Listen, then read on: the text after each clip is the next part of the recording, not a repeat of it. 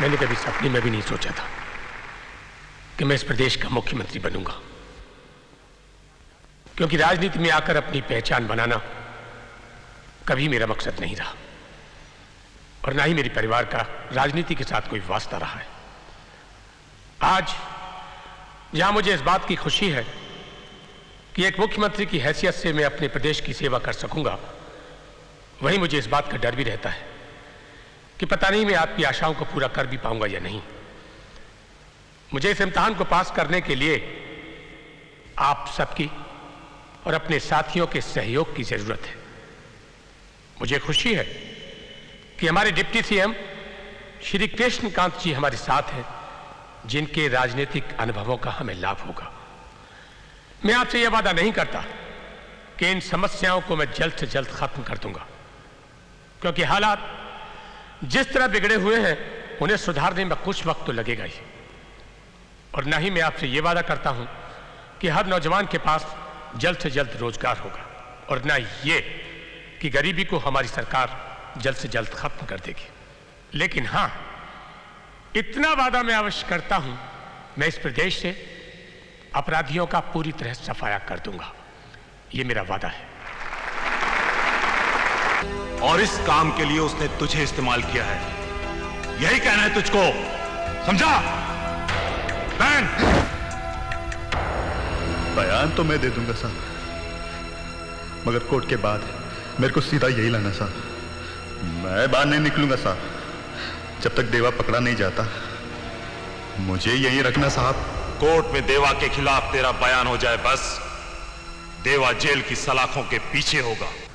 चलो चलो पीछे हटो, चलो। एक्सक्यूज मी सर, हम उस गवाह के बारे में जानना चाहते हैं जिसे आप कोर्ट में पेश करने जा रहे हैं। क्या उसने पुलिस में यह बयान दे दिया है कि वो देवा के लिए काम करता है? वो किसके लिए काम करता है ये अभी हम आपको नहीं बता सकते। तो क्या पुलिस भी देवा के नाम से? सब पता चल जाएगा आपको। कोर्ट के फैसले के बाद सच्चाई आपके सामने आ जाएगी। और फैसले में देर कितनी है? इस वक्त तो गवाह कोर्ट में बयान दे रहा होगा। Excuse me sir, mister Kulkarni court नहीं पहुंचे। कोर्ट नहीं पहुंचे? नहीं सर। तो गए कहाँ?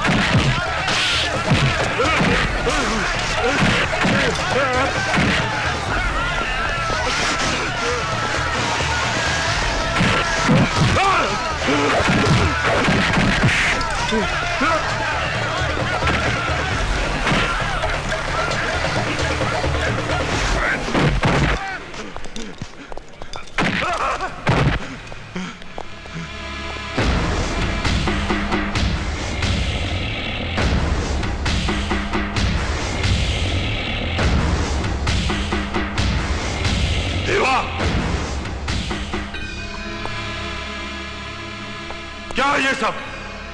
मुझे इस तरह यहां पर लाया गया, ये ठीक नहीं है देवा। चिल्लाओ मत इंस्पेक्टर, ये देवा की अदालत है और मेरी अदालत में अपराधियों को ऊंचा बोलने की इजाजत नहीं।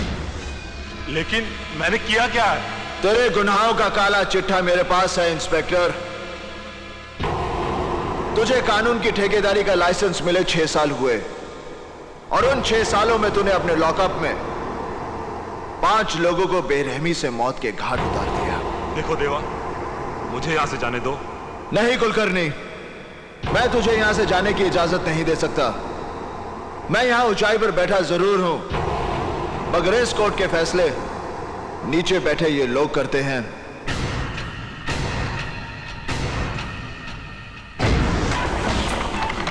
कुलकर्णी,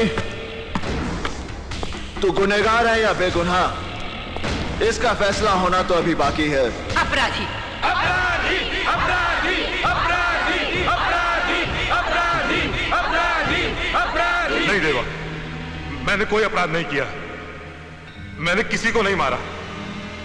अब अगर मैं किसी को रिमांड पर लेता हूं और वो रिमांड में लेने के बाद जो तू उनका हश्र करता है, यही जानने के लिए मैंने जॉन को भेजा था तेरे पास। कुलकर्णी, तूने मेरे 2 आदमी मारे, उनकी मौत तो मैं तुझे बख्श भी सकता हूं, मगर जिन 3 बेगुनाह लोगों को तूने मारा है, उनका तो गुनाह की दुनिया से कोई वास्ता ही नहीं था। उन्हें मारकर तूने उनके परिवारों को भूख, गरीबी और तकलीफों में झोंक दिया। उनमें से एक अपने बूढ़े मां बाप का इकलौता सहारा था, और जिस मजदूर पर तूने गोलियां दागी वो 12 लोगों का पेट भरता था, और अंसारी की विधवा की गोद में 3 महीने का बच्चा है। और ये सारे पाप तूने अपनी इस वर्दी पर एक और स्टार बढ़ाने के लिए किए हैं।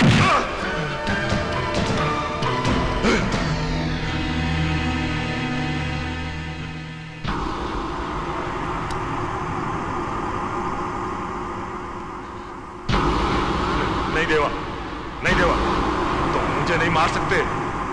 तुम जानते हो हमारा डिपार्टमेंट। ये काम मैं उसी की भलाई के लिए कर रहा हूं। ये रिवॉल्वर सरकार ने तुझे बुराइयों को मिटाने के लिए दिया था, तूने इससे सिर्फ गुनाह किए हैं। नहीं देवा, ये रिवॉल्वर पहली बार कोई नेक काम करने जा रहा है।